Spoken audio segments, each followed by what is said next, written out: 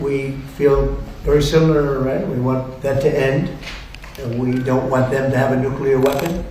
So far, we have established a new bilateral relationship, or rather a constructive relationship of strategic stability. Trump boasts that the United States and China are now on the same page about Iran's nuclear program, but Xi's careful wording suggests a very different story beneath the surface. Xi pointedly refuses to publicly acknowledge Trump's claim on Iran's nuclear program, signaling that Beijing is not ready to fully endorse Washington's narrative in front of the world. Trump appears to be trying to save face after Xi effectively scolds the United States for starting the Iran war, using optimistic language to paper over sharp public rebuke from Beijing. Beijing openly lectures Washington, declaring that the war shouldn't have happened in the first place and demanding an end to the US blockade that is choking off the Strait of Hormuz. In the end, Trump seems to fail to secure solid Chinese support on the Iran war, especially after Xi's direct threat over Taiwan set strict limits on how far Beijing is willing to go. Significantly, Beijing issued a stark warning over Taiwan, telling Washington that interference would carry serious consequences. She made China's stance on Taiwan clear, outlining the costs and consequences that Washington could face if it crossed Beijing's red lines. The Chinese president said, and I quote, "The Taiwan question is the most important issue in China-US relations. If mishandled, the two nations could collide or even come into conflict, pushing the entire China-US relationship into a highly perilous situation," unquote. Taiwan remains on edge as China continues military drills around the island, keeping tensions high across the Taiwan Strait. The United States is pressing Taiwan to increase its defense budget as China intensifies its military activity around the island. She could try to take advantage of the USA's depleted weapons stockpile, raising fears about whether Taiwan could face greater pressure. US missile and defense system stocks were nearly used up in the 40-day war with Iran, highlighting how quickly modern warfare can drain arsenals. Subsequently, Trump carefully evaded questions on Taiwan and made sure Taipei was excluded from the official White House readout. Meanwhile, Marco Rubio publicly stated that US policy on Taiwan remains unchanged and bluntly warned China against any invasion. President Trump raised the issue of Iran with China. He did, and it was important because the Chinese side said they are not in favor of militarizing the Straits of Hormuz, and they're not in favor of a tolling system. And that's our position. We will never support an Iranian tolling system in the Straits of Hormuz, nor do we think they have a right to put mines in international waters. And so it's good that we have alliance, or at least agreement on that point. I think the fundamental question is, what are we going to do about it? Does China agree with the United States that Iran should not have a nuclear weapon?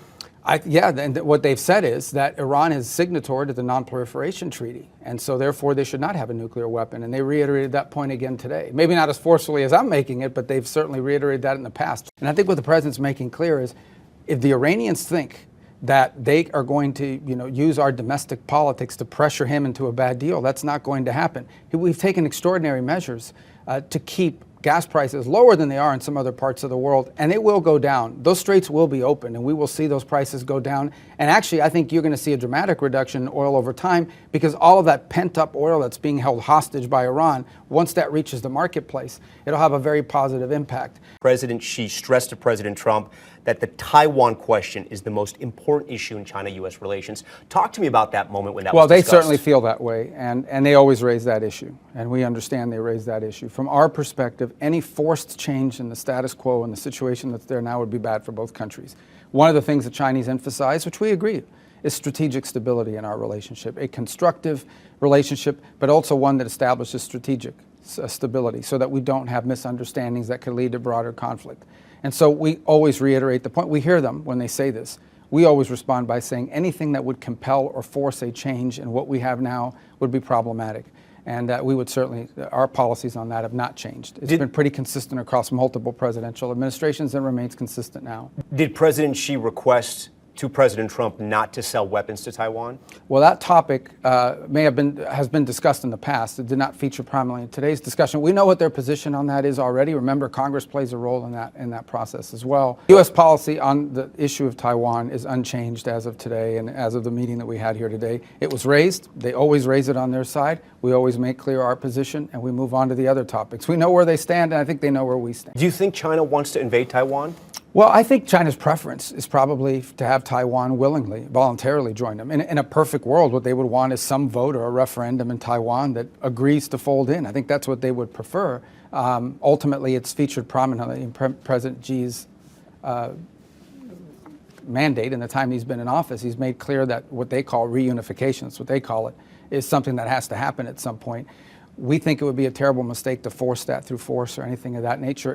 There would be repercussions for that globally, not just from the United States. The pace of growth in the Chinese military over the last 10 years has no precedent, none. I mean, just what they've done with their Navy alone over the last, they put billions and billions and billions of dollars in their system.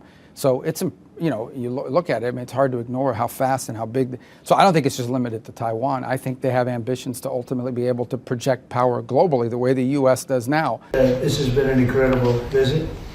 I think a lot of good has come of it.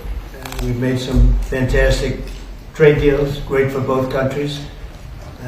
He's a man I respect greatly, become really a friend. We've known each other now 11 years, almost 12 years, that's a long time. And we've settled a lot of different problems that other people wouldn't have been able to settle. And the relationship is a very strong one. In other places within this compound, there were trees that have lived to be over 1,000 years old. The president was interested to learn all about that. We did discuss Iran.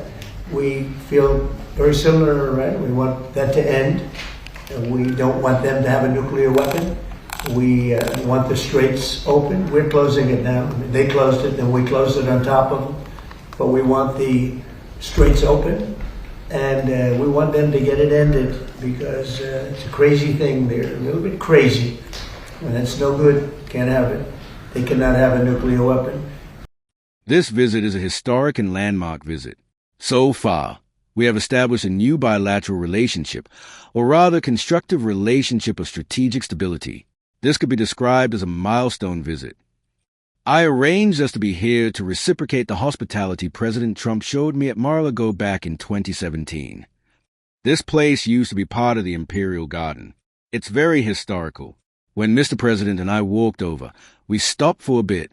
These trees are over 100 years old. One of them is 490 years old. In other places within the compound, there are trees having lived for 1,000 years. Mr. President is interested in that, including the our roses.